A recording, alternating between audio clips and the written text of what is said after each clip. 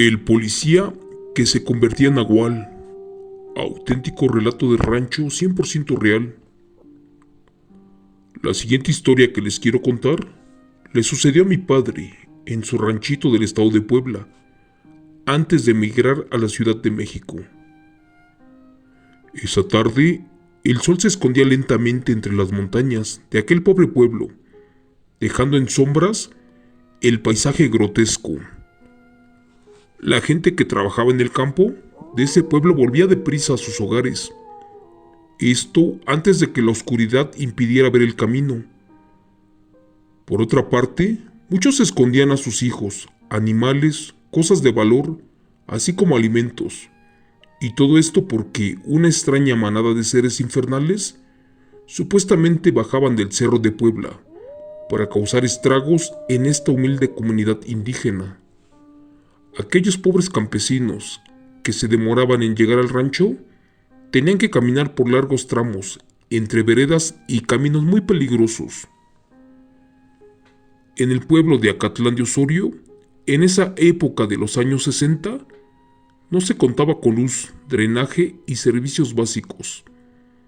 De hecho, de allí narraban asombrosos relatos los pobladores, y algunos te erizaban la piel. Mi padre platicaba acerca de la aparición de un animal, uno de aspecto fantasmal, que se convertía en diferentes tipos de bestia y que devoraba todo a su paso, inclusive los huesos sin dejar rastro de sangre. De hecho, no les dejaba ni una sola gota a sus víctimas. Otros familiares hablaban atemorizados de la existencia de una supuesta bruja o de una bestia con hambre de carne y sed de sangre dulce, la cual cada noche marcaba las casas, con mujeres embarazadas o niños, aún sin la bendición de Dios, ya que eran sus platillos favoritos. Por eso, aún se tiene la costumbre de pintar cruces blancas en las casas, esto para asustar a los seres híbridos, aquellos que cada noche se convierten de humanos a bestias. Otros tantos creían que eran puras especulaciones y cuentos, y más los que no eran nativos del rancho. Mi padre Fausto y el tío Román eran un par de hermanos muy jóvenes. Lamentablemente su padre había muerto unos años atrás a causa de la caída de un burro. En esa época, la abuela era muy joven y lamentablemente se encontraba un poco enferma. Por ese motivo, una y otra vez, había rechazado un comandante de la policía municipal, uno que le insistía en que se casaran o que se juntaran. Pero ella le dejó en claro que mientras sus hijos vivieran y no se casaran, ella no se juntaría con nadie. Además, por su estado de salud, preferiría no andar con nadie y estar en su casa. Al morir el abuelo, los dos hijos se ocupaban de la siembra, del poco ganado, así como de la cosecha de café en el estado de Puebla. La helada de las montañas de aquel entonces era acompañada por el silencio, creando un tétrico panorama, uno que se perdía en la oscuridad. En aquella ocasión, los hermanos habían terminado muy tarde y no se habían percatado de la oscuridad errónea. Pues esa tarde tomaron otro atajo para llegar más rápido de lo habitual a su jacal y decidieron ir por un camino, uno que según era el más corto, pero además parecía el mejor iluminado por la luz de la luna. Cuando ambos caminaban, platicaban para hacer más ameno el viaje, y fue que se detuvieron, porque al poco rato escucharon un ruido, uno muy extraño allí entre los árboles. Fue que ambos miraron de un lado a otro, pero pues no se veía absolutamente nada, solo que el ruido no cesaba, y parecía ser un gruñido, acompañado de un quejido lastimero.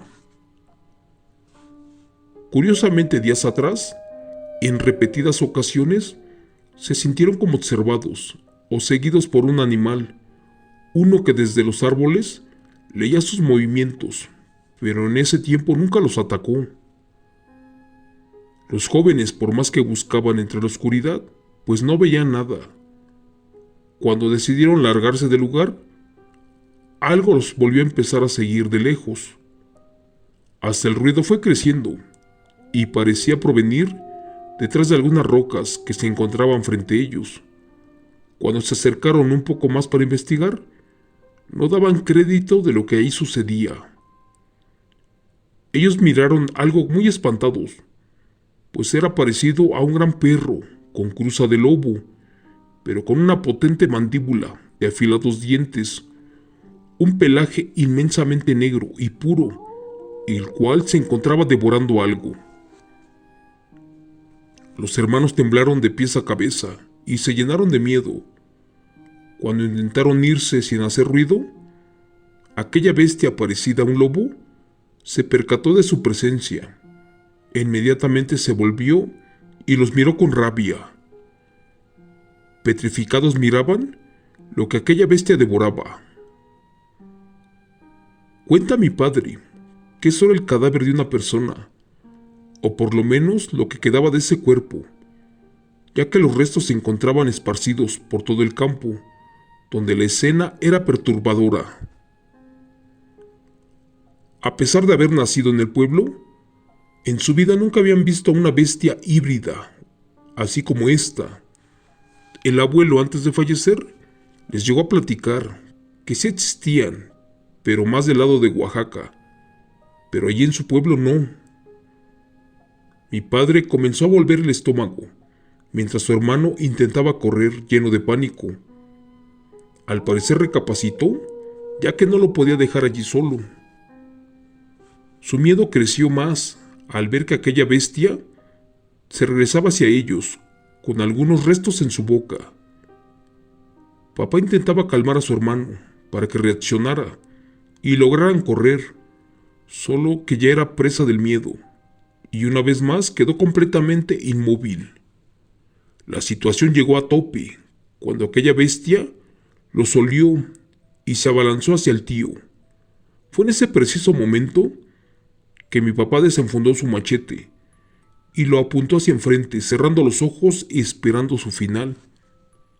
Solo que allí el nahual cometió un grave error, y al dejar caer su cuerpo para morder a uno de ellos, este solito se clavó a la altura del pecho con la punta del machete y quedó herido de gravedad. Al sentir cómo el metal lo quemaba, aquel ser endemoniado comenzó a lanzar un aullido y un chillido horripilante, uno tan aterrador como jamás se haya escuchado. Este alarido era tan agudo que se apreciaba su dolor, ya que cuando los hermanos abrieron los ojos, vieron al nahual de regreso, y este se tiró al piso, tratándose de arrancar el machete clavado. Minutos después, aquella bestia desprendió un olor a putrefacción. Era como a toda la carne en descomposición que había devorado en los últimos días. Ya no se quedaron a investigar. Como pudieron, salieron disparados sin detenerse hasta llegar a su casa. Al ingresar, no quisieron contar de lo sucedido a su madre, pues no querían mortificarla más de lo que ya estaba. De por sí, su enfermedad era crónica y terminal. Al verlos llegar, la abuela se percató de que algo le sucedía. Ambos decidieron no decir nada, y sin comer y temblando, se fueron a dormir. Con una experiencia de ese tipo, ya no quisieron ni salir de su casa para ir al cafetal, pero pues no había de otra. Si no trabajaban en la cosecha, ¿de qué vivirían? Cuando al amanecer salieron de la casa, ya iban preparados con un machete y un cuchillo. Ya en el camino se encontraron con algunas personas, las cuales les recomendaron tener mucho cuidado, pues la noticia de aquel cadáver que fue devorado y que sus restos fueron esparcidos se regó como pólvora. Por su parte, el municipio, las autoridades y todos adjudicaron a los lobos y coyotes este crimen, ya que supuestamente en las montañas habitaban manadas de estos animales, pero eso era totalmente falso. Mi padre y mi tío se encontraban muy perturbados. Por un lado, si contaban eso que vieron, los podrían culpar de este homicidio, o de plano, tacharlos de locos, y no olvidaban que el comandante municipal nunca los veía con buenos ojos. Así que con miedo, siguieron su camino y llegaron al cafetal. El día era bastante tenso, pero pues no podían concentrarse en sus actividades, y mejor decidieron que se regresarían a casa antes de que cayera la noche. Curiosamente, esa semana no supieron nada del comandante, de aquel que no dejaba en paz a la abuela, y hasta creyeron que ya se había marchado del pueblo. Desde ese ataque ya estaban siempre alerta, volteaban para todos lados, imaginando que los podía atacar aquel animal. Gracias a Dios esa tarde faltaba poco para el anochecer, así que llegarían con algo de luz al jacal, y lo hicieron. Mi padre le dijo al tío que tal vez aquella bestia ya había muerto con la herida que le habían ocasionado, y se alegraron diciendo que ya lo habían aniquilado y que por eso ya no había más ataques. Cuando llegaron a casa, había algo muy extraño. De inmediato notaron que la puerta de la entrada se encontraba totalmente abierta. Esto era muy raro, ya que su madre se encontraba postrada en una cama y nadie los visitaba. De inmediato se echaron a correr para ver lo que sucedía. Cuando entraron a la casa, en el piso había huellas de sangre y allí imaginaron lo peor. Rápidamente se dirigieron a donde se encontraba la abuela, pero ésta no estaba allí. Una y otra vez la llamaron por su nombre y no respondía. Como no había rastros de la abuela, tomaron sus machetes y caminaron entre la oscuridad. De hecho, se adentraron en los bosques para dirigirse hacia el pueblo y dar parte a las autoridades. Avanzaron algunos kilómetros y a lo lejos vieron un bulto tirado a orillas del camino. Se acercaron y no dieron crédito de lo que allí había. Con horror descubrieron el cuerpo de la abuela, totalmente mutilado, y sus restos esparcidos por todo el lugar.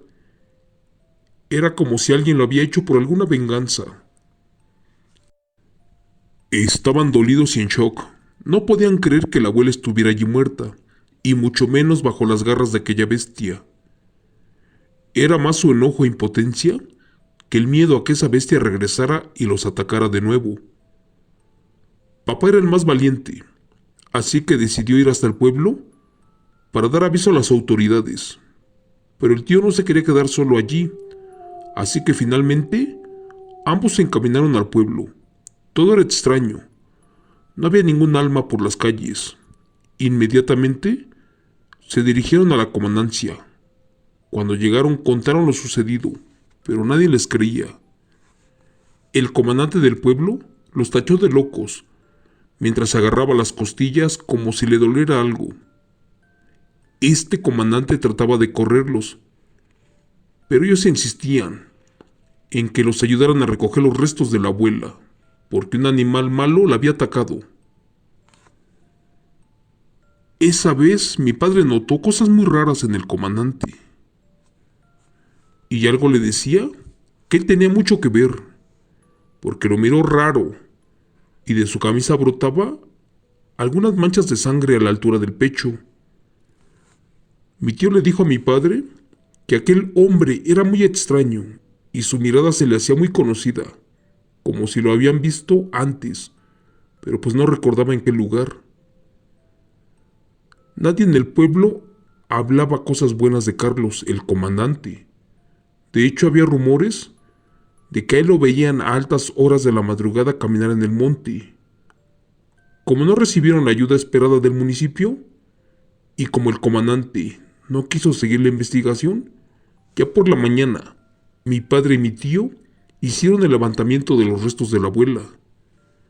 Y en el camino se toparon al comandante, quien al sentirse descubierto argumentó que efectivamente un animal salvaje había atacado a la mujer, y pues no había nada que hacer, y que por eso tampoco había delincuente que culpar, pero en el fondo ese hombre ocultaba algo.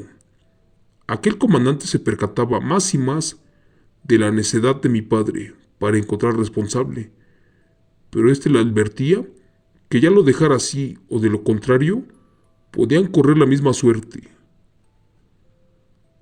Los hermanos no sabían si eso era un consejo o de plano una advertencia, pero nadie les quitaba de la cabeza que aquel hombre ocultaba un secreto y uno muy oscuro. El tiempo pasó y los ataques regresaron a esa parte del pueblo. Las cosas se pusieron malas. Por miedo y sin tener más que hacer en ese pueblo, mejor decidieron vender su propiedad y se fueron al centro de Puebla. Pasaron algunos años. Papá y mi tío regresaron a visitar la tumba de la abuela y de su padre. ¿Y cuál fue la sorpresa? Que en el pueblo les dijeron que aquellos asesinatos, aquellos que habían desatado, pues el único culpable era el comandante del pueblo, ya que una noche un campesino cansado de que le robaran su ganado, le puso una trampa a la bestia, o al responsable, envenenando una res. ¿Y cuál fue la sorpresa? Que al amanecer allí apareció el cuerpo de ese comandante, semi-transformado como una especie de perro, y arrojando espuma por la boca, a un lado de la vaca, a la que envenenaron a propósito. Al saberse la noticia, todos se quedaron sorprendidos de que el culpable de todas esas muertes era el mismo comandante, aquella bestia nahual, que por años destruyó muchas vidas, pero en especial la de mi abuelita, y ahora ya estaba vengada. Gracias. Relato escrito y adaptado por Chemo San Juan, de los eventos reales del señor Jorge Omar Pérez.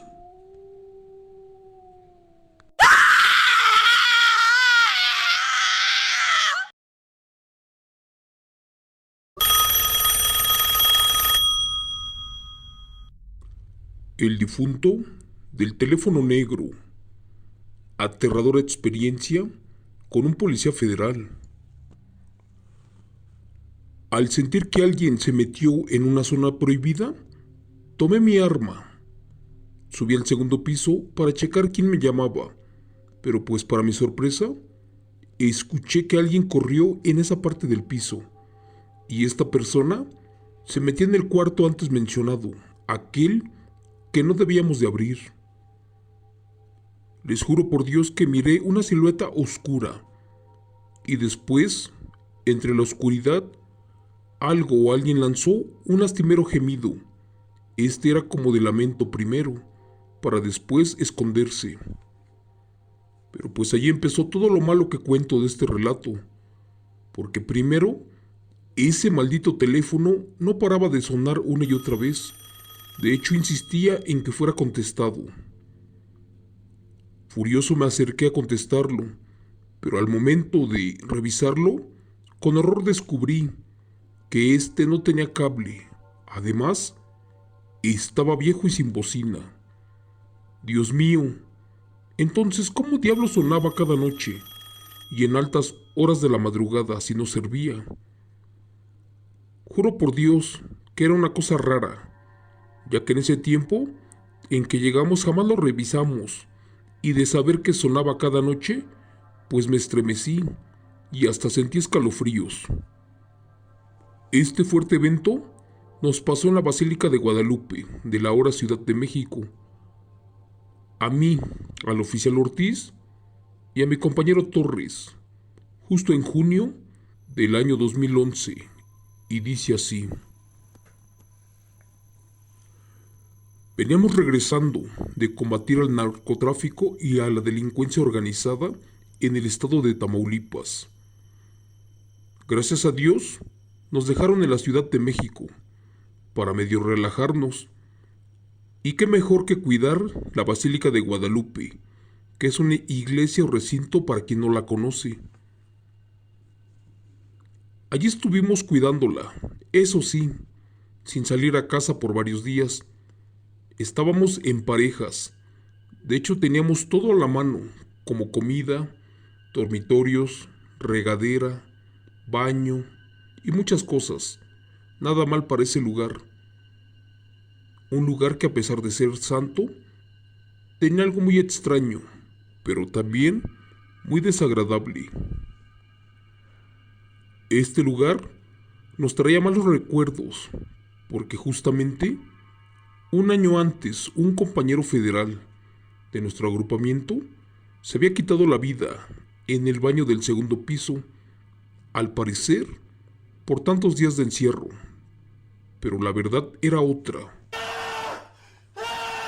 Cuentan que a él, su esposa lo engañó, y el pobre, sin medir motivos, tomó su arma de cargo y se quitó la vida. Pero ese lugar donde falleció, allí en el segundo piso, estaba siempre cerrado con candado, y allí era donde estaban las regaderas, a un lado, y curiosamente estaba un teléfono negro de esos locales, aquellos que eran de monedas y también de tarjeta, que por cierto decían que no servía. Pero una noche los compañeros policías federales nos quisieron asustar, diciéndonos que tuviéramos mucho cuidado con el muerto del teléfono negro, pero más con el compañero, aquel que cobardemente se quitó la vida, pero que si escuchábamos sonar el teléfono negro, que mejor ni lo contestáramos. Lo que creí que era un cuento o una manera diferente de asustarnos, se nos volvió una realidad. Ese maldito teléfono negro sonaba una y otra vez en nuestros primeros turnos, curiosamente a las 3:15 de la madrugada, y casi siempre. De lo cansado que estábamos, ninguno de los dos se paró a contestar. En nuestro tercer día de turno, mi compañero, que vivía en el pueblo de Chimalhuacán, en el Estado de México, pues ya no aguantaba más sin ver a su familia y a sus hijos. Así que me pidió mi moto y me rogó que lo dejara ir a verlos, siquiera por unas 3 horas. Eso sí, prometió que regresaría antes de la 1 de la madrugada, y pues pensé que no era nada malo y accedí. Así que cuando pasó la supervisión, solo dije la contraseña, y estos se marcharon sin darse cuenta que el compañero federal ya no estaba conmigo esa noche. Para eso eran como las 11:30, y procedí a dormirme esperando que mi compañero no tardara mucho. Justo a la medianoche sonó el teléfono negro. Al principio hice caso omiso y continué durmiendo, pero pues este maldito teléfono escandaloso no paraba de sonar una y otra vez. Lo juro, esa noche estaba nervioso, pues me acordé de lo que decían mis compañeros los federales para espantarnos. Así que tomé mi arma de cargo, subí al segundo piso para checar quién diablos llamaba a esa hora, pero para mi sorpresa, escuché que alguien corrió en esa parte del piso, y esta persona se metía en el cuarto antes mencionado, aquel que teníamos prohibido abrir. Les juro que miré a una silueta oscura, y después algo o alguien lanzó un lastimero gemido. Este era como de lamento al principio, para después esconderse. Pero pues allí empezó lo malo de este relato. Primero, el teléfono negro no paraba de sonar una y otra vez. Parecía que insistía en que lo contestara. Furioso me acerqué a contestarlo, y al momento de revisarlo, con horror descubrí que este no tenía cable. Además, estaba viejo y sin bocina. Dios mío, exclamé. Entonces, ¿cómo diablos que sonaba cada noche y a altas horas de la madrugada? Que alguien me explique. Juro que era una cosa muy rara, ya que en ese tiempo que llegamos, jamás nos tomamos el tiempo para revisarlo, y de saber que sonaba cada noche, pues me estremecí y hasta sentí escalofríos, porque allí no estábamos solos. Esto no lo creía, era imposible, pero al voltear miré la habitación abierta y sin candado, y sí que me espanté. Pensé que alguien se había metido a querer robar algo, así que corté cartucho y entré temblando y nervioso por lo que ya había pasado antes allí, y para colmo de mi suerte, se me fue la luz. Ahora alguien andaba en el segundo piso y después bajaba, pero hacía mucho ruido. Yo pensé que era mi compañero que ya había regresado y comencé a gritarle, pero al medio asomarme, vi a una silueta que físicamente no concordaba con mi compañero.